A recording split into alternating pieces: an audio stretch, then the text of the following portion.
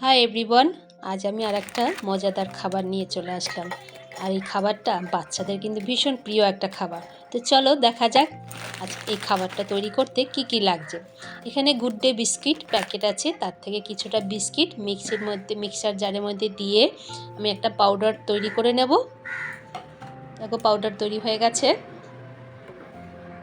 তারপর একটা ছোট্ট বাটির মধ্যে কিছুটা বাটার নিয়ে উষ্ণ তাওয়াতে একটু গরম করে নেব।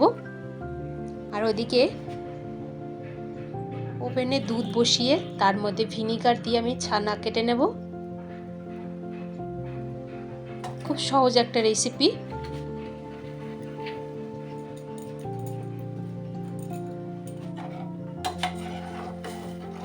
এটা কিন্তু তোমাদের পরিমাণ অনুযায়ী তোমরা নিতে পারো। দুধ, বিস্কিট, বাটার যতটা পরিমাণে তুমি করবে, কতজন তুমি লোককে পরিবেশন করবে সেই অনুযায়ী তোমার জিনিসপত্রগুলো নিয়ে নেবে। চলো এবার বাটির মধ্যে আমি বিস্কিটের পাউডারগুলো ঢেলে দিয়ে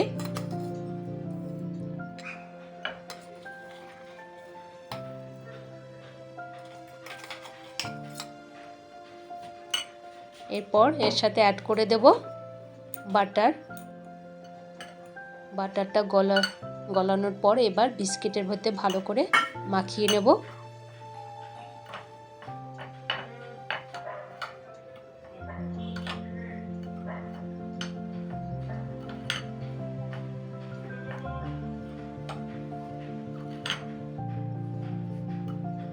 চামচের মাধ্যমে ভালো করে মাখিয়ে নেওয়ার পর একটা মিক্সার জারের মধ্যে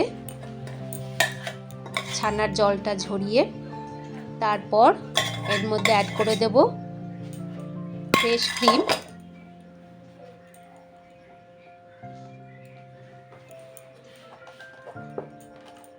ফ্রেশ ক্রিম আর ছানা দুটো আমি মিক্সার জারের মাধ্যমে আমি একটা স্মুথলি একটা পেস্ট তৈরি করে নেব।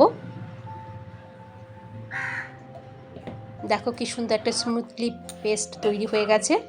এবার আমি এই বিস্কিটের গুঁড়োগুলো ভালো করে বাটির মধ্যে চামচের মাধ্যমে ভালো করে বসিয়ে দেব। সুন্দর করে চেপে চেপে বসিয়ে দেব।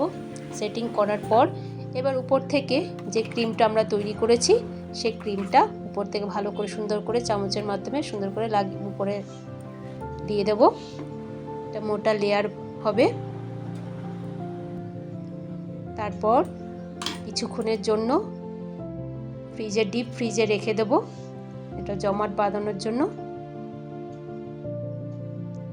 জমাট বেঁধে গেলে তারপর একটা বাটির মধ্যে কিছুটা দুধ নিয়ে আর দিয়ে দিলাম কিছুটা চকলেট।